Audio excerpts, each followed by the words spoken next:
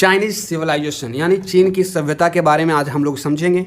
जैसा कि आपने पिछले वीडियो में पढ़ा, मेसोपोटामिया का सिविलाइजेशन और हड़प्पन सिविलाइजेशन, इजिप्टियन सिविलाइजेशन, मिस्र की सभ्यता, उसी कंटेक्स्ट में आज हम लोग चाइनीज़ सिविलाइजेशन को समझेंगे। और ये लुसेंट जीके का बुक आपको पहचान में आ रहा होगा, उसी से मैं पूरा कवर करने वाला हूँ।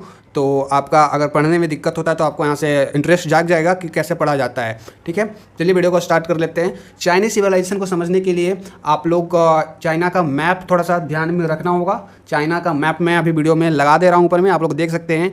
सो ये चाइनीज़ सिविलाइजेशन जो था, जैसे कि सभी सिविलाइजेशन को देख सकते हैं आप लोग। फॉर एग्जाम्पल में जैसे आप हड़प्पन सिविलाइजेशन देख सकते हैं, सिंधु घाटी सभ्यता को देख सकते हैं। जितनी भी सभ्यता थी सभी नदी के किनारे बसी हुई थी, नदी के ईस्ट साइड बसी हुई थी या उस साइड, दोनों साइड बसी हुई थी। तो चाइनीज सिविलाइजेशन भी ठीक उसी प्रकार ये येलो नदी, आप देखेंगे चाइना का मैप आप लोग पढ़े होंगे तो पता होगा, चाइना में एक येलो नदी है, उसको चाइनीज़ भाषा में हुआंगहो नदी भी कहते हैं, उसका दूसरा नाम है। तो उसके किनारे पे ये चाइनीज सिविलाइजेशन बसा हुआ था।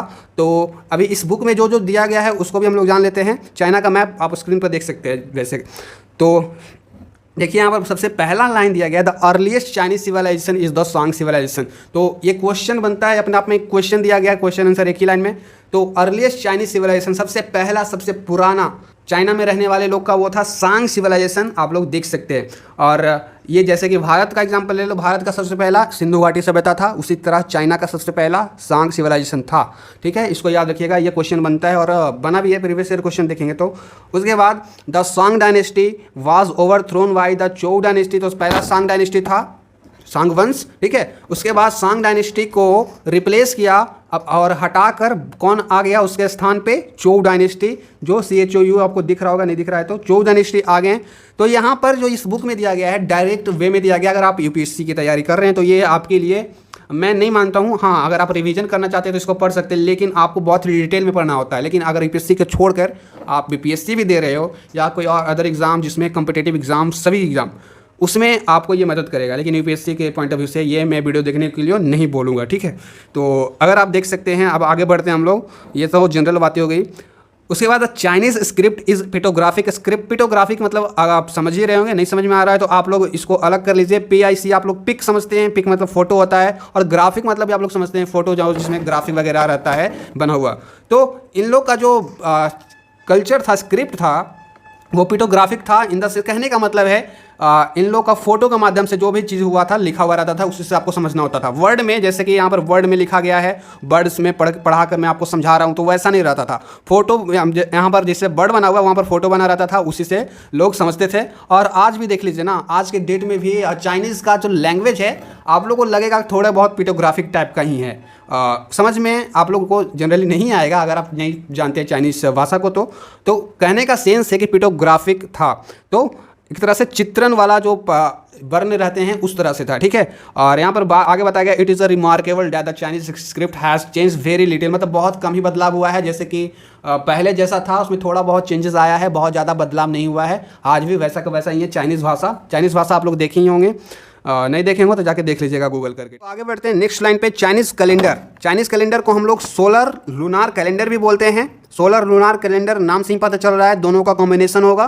तो उसमें लिखा भी क्या है, was a combination of solar and lunar calendar. Solar मतलब सूर्य भगवान और लूनार मतलब चंद्रमा। ठीक है, तो ये चाइनीज़ का जो कैलेंडर था दोनों से मिलकर बना हुआ था। ठीक है, आगे में बताया गया चाइनीज़ वेयर द फर्स्ट। हाँ, यहाँ पर ये वाला आप लोग ध्यान रखिएगा, और ये क्वेश्चन बनता है, चाइनीज़ लोग ही थे और चाइनीज़ सिविलाइजेशन के अंतर्गत यही लोग जो पहले बार एक साल में 365 दिन 1/4 डेज होता है, जो बता दिया गया था। आप लोग यहाँ पर इसको मैं अंडरलाइन कर देता हूँ।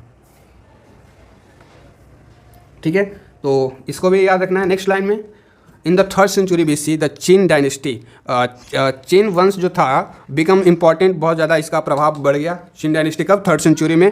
चिन डायनेस्टी में ही एक बहुत बड़ा रिमार्केबल, बहुत बड़ा काम हुआ, the great wall of China. अगर आपने नहीं देखा है तो आप लोग वीडियो स्क्रीन पे देख सकते हैं, ये वाला है जिसका मैं बात कर रहा हूँ, the great wall of China. इन्होंने ही इस डायनेस्टी के अंतर्गत बना था। कभी कभी आपसे क्वेश्चन पूछ दिया जाता है, the great wall of China कौन से शासक के द्वारा या फिर कौन से राजा एम्परर के द्वारा बनाया गया था, तो उसका नाम यहाँ पर दिया गया नहीं है इस लुसेंट जी के बुक में। तो उसको अगर आप नोट डाउन करना चाहते तो नोट डाउन कर सकते हैं। उनका नाम था वांग चेंग राजा, मतलब राजा नहीं लिखना है आप लोगों को, उनका नाम था वांग चेंग, ठीक है, वांग चेंग आप लिख सकते हैं। और उनका दूसरा नाम भी था, क्वेश्चन में दूसरा नाम भी पूछा जा सकता है, तो ब्रैकेट में दूसरा नाम भी लिख सकते हैं, सी हुआंग टी, सी हुआंग टी, ठीक है। तो आगे बढ़ते हैं नेक्स्ट लाइन में, द हान डायनेस्टी, उसके बाद द चिन डायनेस्टी के बाद द हान डायनेस्टी आए और इन्होंने चिन डायनेस्टी की जो पद्धति थी उसको फॉलो किया। एंड इनका जो डेट वगैरह उतना इंपॉर्टेंट नहीं है, एग्जाम में नहीं पूछा जाता है, तो इसको देख लेना एक बार, याद होता है तो याद करो, नहीं होता है तो छोड़ दो, ठीक है। तो 2002 BC में हान डायनेस्टी हुआ और द हान एम्परर रूल चाइना, मतलब 400 सालों तक इनका शासन चला, द हान राजवंशी का, ठीक है। तो इसको आगे बढ़ते हैं हम लोग। द पॉलिटिकल प्रैक्टिसेस, पॉलिटिकल मतलब समझिए गए होंगे। The Han rulers were greatly influenced by the teaching of Confucius, ठीक है।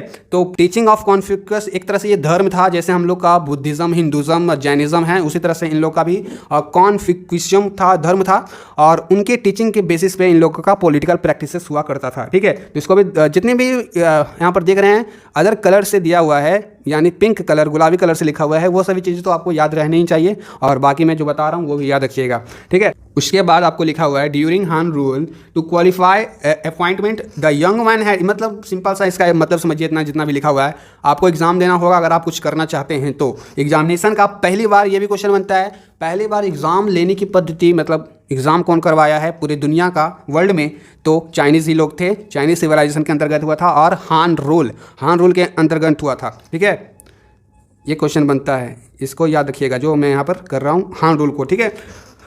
तो इसको the elaborate system of examination before they chosen, उनको चूज़ किया जाएगा किसके बेसिस पे, एग्ज़ाम के बेसिस पे। पास आज के डेट में भी अगर आप एग्ज़ाम पास करते हैं तो नौकरी मिलेगा, नहीं करेंगे तो नहीं मिलेगा, उसी बेसिस पे वहाँ पर भी होता था, ठीक है। तो ये पहली बार चाइना में हुआ था, ठीक है। और यहाँ पर देखिए, such scholar official came to be known as mandarins, mandarins ये काफ़ी बार पूछा गया है, मंडारिन्स किसको कहा जाता है। तो देखो यार, एग्ज़ाम जो पास कर लेते हैं और पास कर लेते हैं उनको विद्वान माना जाता है, विद्वानों के समूह को ही मंडारिन्स कहा जाता है। सच स्कॉलर ऑफिशियल्स को मंडारिन्स कहा जाता है। आप लोग इंग्लिश मीडियम वाले स्कॉलर ऑफिशियल समझ सकते हैं और हिंदी मीडियम वाले विद्वान समझ सकते हैं, जिसको मंडारिन कहा जाता है। हिंदी और इंग्लिश दोनों में मंडारिन ही कहा जाता है, ठीक है। उसके बाद Chinese was the first civilisation in history to give the system of selecting public official on the basis of education and competitive exam. Competitive exam की भी शुरुआत, मतलब जनरली याद रखना, एग्जाम लेने का शुरुआत सबसे पहले इस सिविलाइजेशन के अंदर हुआ था, चाइनीज सिविलाइजेशन या चाइना में हुआ था, ठीक है। और उसके बाद आप लोग देखते हैं under the Hans rule, during the Hans rule भी बोल सकते हो, सिल्क वाज द प्रिंसिपल, मतलब सिल्क का बहुत ज़्यादा व्यापार हुआ करता था और उसका इंपोर्ट एक्सपोर्ट यहाँ से मतलब बेचा जाता था अदर कंट्रीज़ में, मिडिल एशिया में, एशिया में, या फिर उधर इजिप्ट तरफ जाया करता था, मतलब बिकने के लिए सिल्क का व्यापार होता था, ठीक है।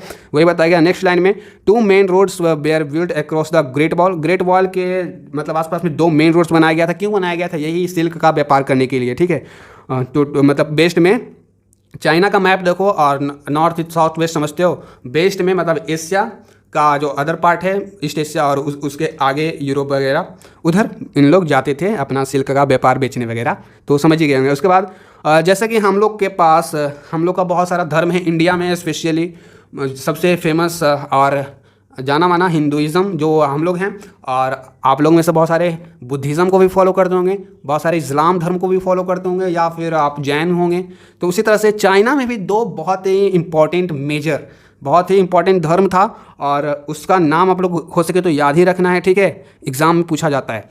तो पहला कौन सा था जिसको आप लोग यहाँ पर मैं अंडरलाइन कर देता हूँ, पहला था टाओइज़्म। टाओइज़्म इनका पहला धर्म था। दूसरा था यहाँ पर पढ़ सकते हैं कॉन्फ्यूशनिज्म, जो कॉन्फ्यूशस पे बेस्ड था, ठीक है। तो दोनों का याद रखना है, टाओइज़्म और कॉन्फ्यूशनिज्म, ठीक है, इन दोनों को याद रखना है, कभी भूलना नहीं है, और नहीं याद होता है तो बार बार पढ़ो, अपने आप याद हो जाएगा।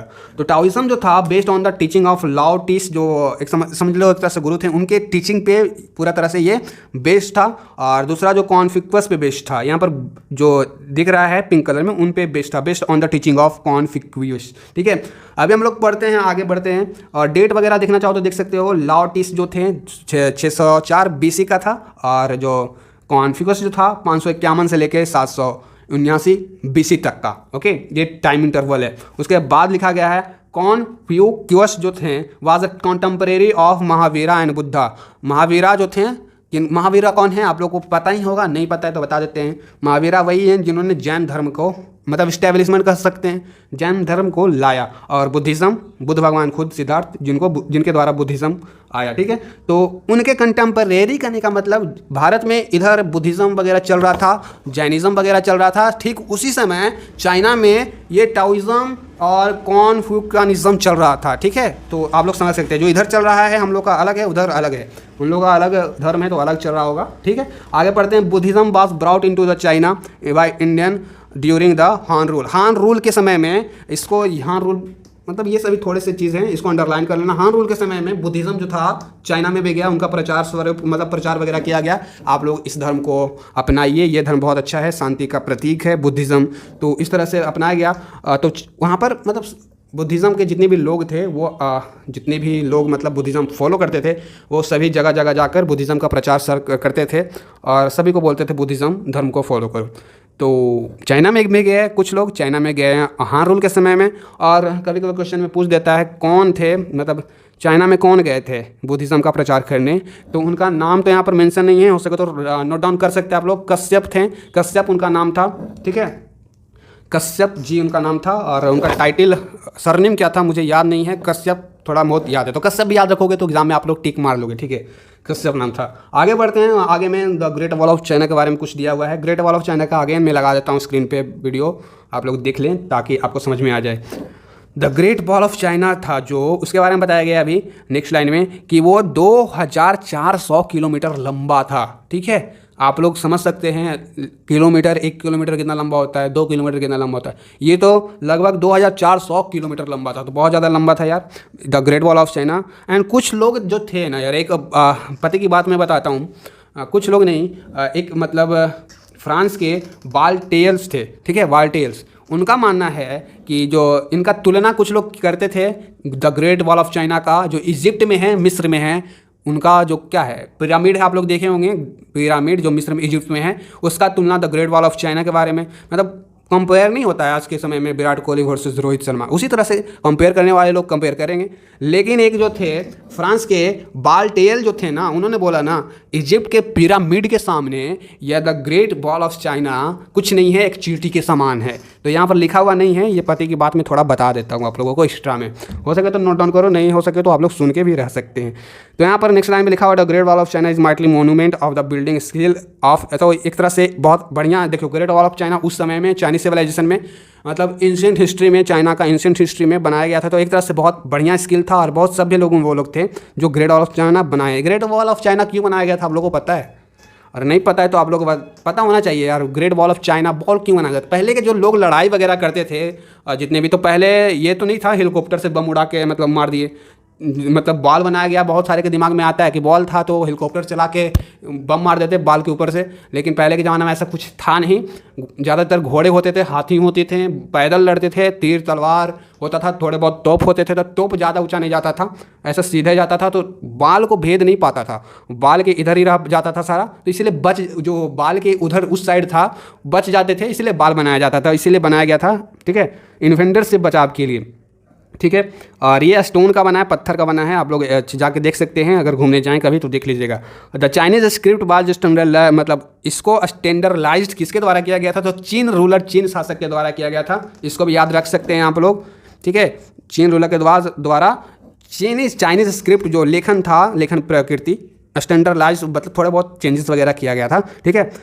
उसके बाद बताया गया था Chinese script spread to other country also. Chinese script जैसे बुद्धिज्म सब जगह फैल रहा था, तो वैसे ही चाइनीज स्क्रिप्ट भी बहुत सारे जगह में फैला, जैसे कि एग्जांपल में जापान में हो गया, कोरिया में हो गया, वियतनाम में हो गया।